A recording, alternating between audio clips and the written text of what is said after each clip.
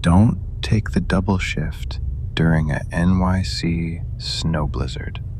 I did, and I saw what this city actually runs on. It's not electricity, it's human nerves. Upper West Side, January 25th, 2026. People say the silence in New York is the loudest thing you'll ever hear. That's a lie.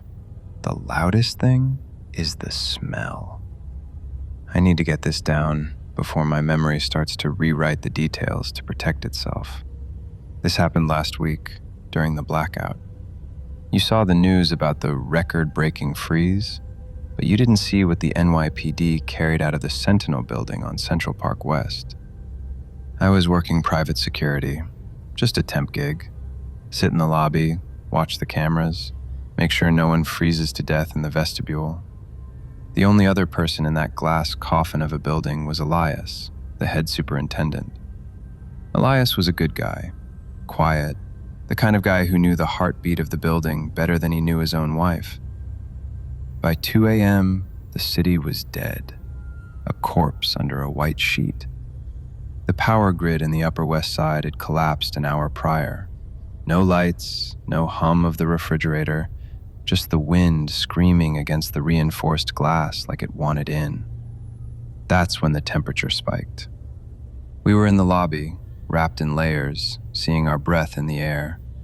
But then, the localized fire panel started chirping. Not a fire alarm, a heat warning. Floor 44, the penthouse. Generators shouldn't be producing heat up there, Elias muttered. He grabbed his flashlight. I'm going up. Elevator's dead. You coming? I wish I had said no. I wish I had stayed in the freezing lobby. We climbed. 44 flights of stairs in pitch blackness. By the 20th floor, we were sweating.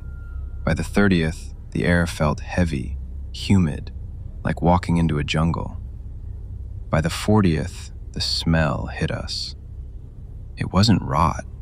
It was sweet, sickeningly sweet, like burnt sugar and seared steak, like caramelized meat. Do you smell that? I whispered. My throat felt dry. Elias didn't answer. He was moving faster now, drawn to it like a moth to a bug zapper. When we breached the door to the 44th floor, the heat was suffocating. It was easily 100 degrees up there. The emergency lights were dead, but there was a glow coming from the main atrium of the penthouse, a soft, pulsing amber light. We walked in. The owner of the penthouse was a tech mogul, one of those names you sign NDAs just to speak aloud. He hadn't been seen in 6 months. He was there. He was sitting in an ergonomic chair, facing the floor-to-ceiling window, looking out at the blizzard. But he wasn't wearing clothes. He wasn't wearing skin. I stopped breathing.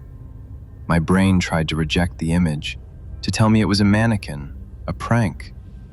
But the anatomy was too perfect. His skin had been removed. Not ripped, peeled, with surgical, impossible precision. And it wasn't discarded. It was pinned to the walls around him, stretched out flat and wide like grotesque wallpaper, drying in the superheated air. But the man was alive. Thousands of copper wires, thin as hair, were threaded into his exposed musculature. They sparked where they met his raw, red nerve endings. The wires ran from his body across the floor, disappearing into the vents, into the building's infrastructure. The humming sound wasn't electricity. It was him. He was groaning, a low, constant frequency that vibrated in my teeth. "Oh my God," I gagged, backing away. "Elias, we need to leave, now." Elias didn't move. He walked right up to the chair. He looked at the exposed, glistening anatomy of the mogul with a look I'll never forget. It wasn't horror. It was envy. Elias didn't move. He walked right up to the chair, He looked at the exposed, glistening anatomy of the mogul with a look I'll never forget. It wasn't horror, it was envy. "It's beautiful," Elias whispered. "Elias, don't touch him!" I screamed. Elias reached out and placed his bare hand on the bundle of copper wires pulsing from the man's exposed spine. The moment he made contact, Elias's back arched. His eyes rolled back so far I only saw white. He didn't scream in pain, he laughed. A wet, guttural laugh.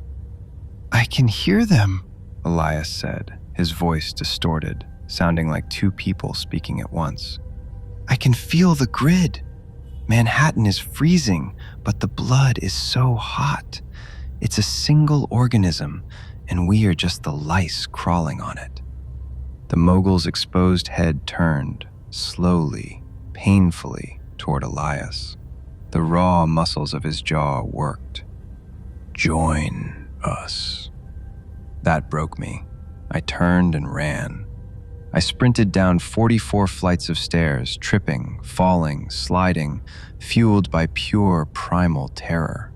I burst out onto Central Park West into the blizzard, hyperventilating, freezing air burning my lungs. I called 911 from a bodega 3 blocks away. When the SWAT team went in 2 hours later, they didn't find the mogul. The chair was empty, the wires were cut, the skin on the walls was gone. But they found Elias on the roof. He was naked in the snow. He had found a spool of barbed wire and a silver dinner spoon. The report said he was trying to sew himself into the building's lightning rod using the wire. And his eyes? He had used the spoon. He said he didn't need eyes anymore because the city showed him everything.